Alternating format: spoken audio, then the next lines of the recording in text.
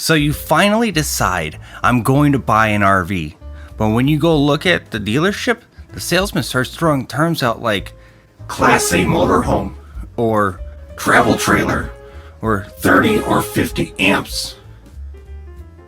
the amount of terminology that pertains to campers is vast, but I'm here to help decipher some of the most used and basic camper and RV terminology there is. Let's get to the video. Whew, that was really weird. It kind of almost was like fading out there for a minute, especially like on the edges and stuff, but it's okay. I'm back in full force now. So with that being said, this video we're going to be talking about beginner terminology for RVing. Stuff that you'll just want to know when you're picking out an RV or when you get to a campsite for your first time. So we're going to start with the Class A motorhomes. Those are the most iconic ones that you see sitting out on the road right now. And that is like the big boxy type of RVs. Then you have a Class B motorhome. That motorhome is more like a van, like a Mercedes Sprinter, or a lot of I think the Rams are now starting to come out with a lot of the Class B motorhomes. And then you have Class C motorhomes. Now those are the ones that they look like they have a truck front end, but a big box on the back, and most of the time they're going to have an overhanging that cab. Now another thing that you have to be paying attention to are the towables stuff now. So you either have a travel trailer or you have a fifth wheel. A travel trailer are the ones that hook onto your bumper, while a fifth wheel is the ones that hook into the bed of the truck. Now, these two types of campers are more on the specific side of things, but they're both bumper pulls, and those are the pop-up campers and the teardrop campers. Now, pop-up campers, they pack down really small, and then they pop up to get a bigger footprint. But a teardrop camper is just small. Now that we went and we talked about the different types of RVs, let's talk a little bit about stuff on the interior of the RV. Or the exterior, I guess, on this one, because I'm going to talk about slide outs. Now, slide outs are the things where a camper expands. There's a whole room that the wall pushes out, and that's called a slide out. So there are two systems on the outside of the camper that help you either stabilize or level the RV. Now, a leveling system are jacks that are around the RV, usually about 6 of them on some of the fifth wheels, while other ones they'll either have 2 or 3, one for the tongue jack and 2 most likely behind the axles.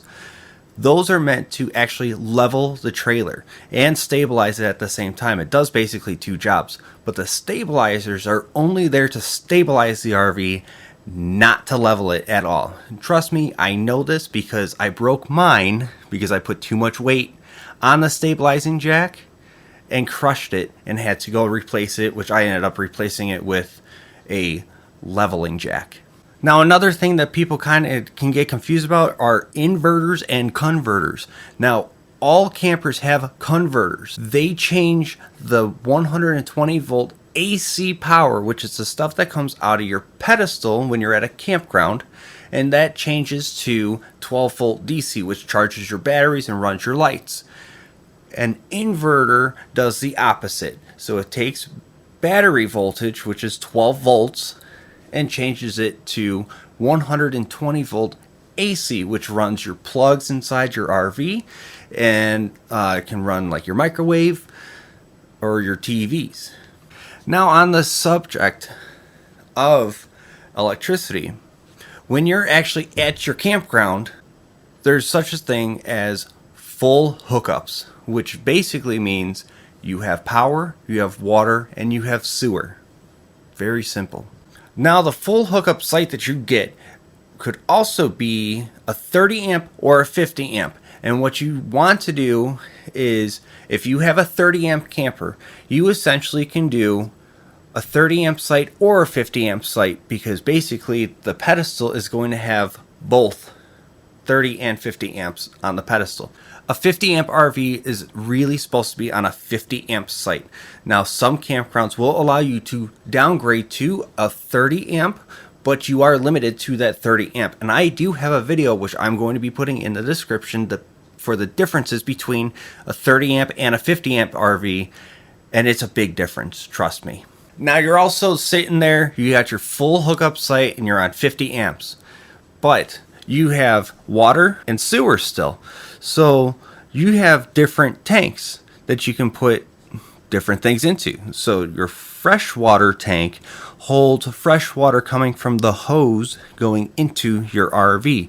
Now, if you got full hookups though, you don't need to be filling up those tanks or that tank, but it is kind of nice to have just in case of an emergency if you decide that you lose water or the campground decides to lose water. Now, another tank that you have to pay attention to is your gray water tank. Now, that is part of your sewer system. So a gray tank essentially is only your sinks and your showers that are inside the RV. That's it. That's pretty much all that goes into it. Or at least most newer campers are like that. But I know what you're thinking. Where does the toilet water go? And that goes into the black water tank. And that's it. That's pretty much all that goes in there. For most new RVs, there are a couple of them out there, especially like the overland ones, where they'll have a black tank, but everything goes into that black tank. So now you have a freshwater tank and you only have a black tank.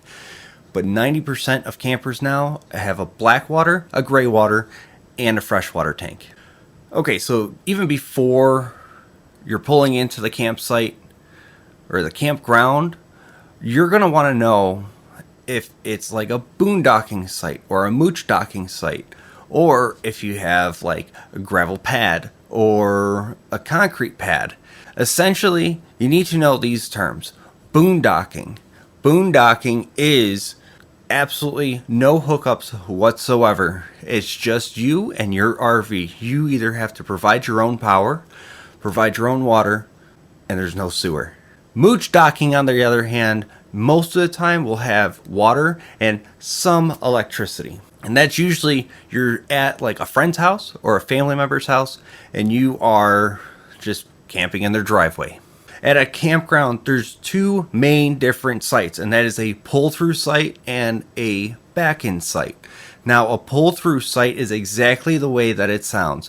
You come up to your site, you pull into the site, set up, you do your time, then you hook back up and you continue to go through that site. That is a pull-through site. A back-in site is exactly the way it sounds too. You need to back your RV into the site, set up, do your weekend or your week or your month, come back, hook back up, and then pull out of the site. Those are those two differences. Now there's two more terms that I do want to cover in this video, and it's about towing. Now, towing your camper can be stressful, but these two things can also help, and in some cases are actually mandatory for you to use. And the first one is a weight distribution hitch.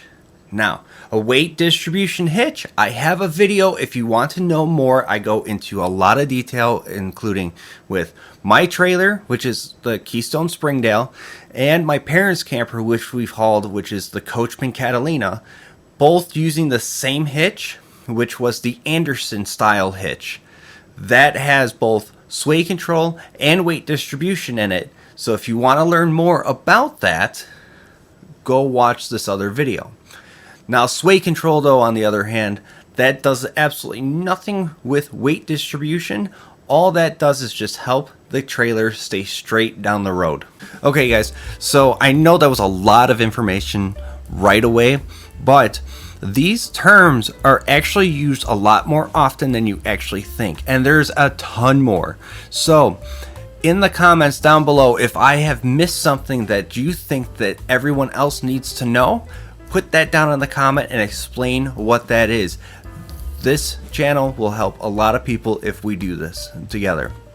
So with that being said, we do have a Facebook page. I have that in the description down below. Go ahead and check that out. We don't post there terribly often, but we're going to start posting more stuff on a regular basis. I'm also going to be checking out more of the comments and trying to keep up on it. It's still working a day job and doing this. It takes up a lot of time. But I appreciate you guys watching. If you like this video, make sure to hit the like button down below. Give us a subscription so that way then you don't miss any of our videos, any of our tips, and our camping season is just around the corner. So we are going to be opening up our camper very, very soon. So expect content right from our campground and right from the camper. It's not our campground, it's just where we keep our camper at. But hope you enjoyed, and we'll see ya in the next video.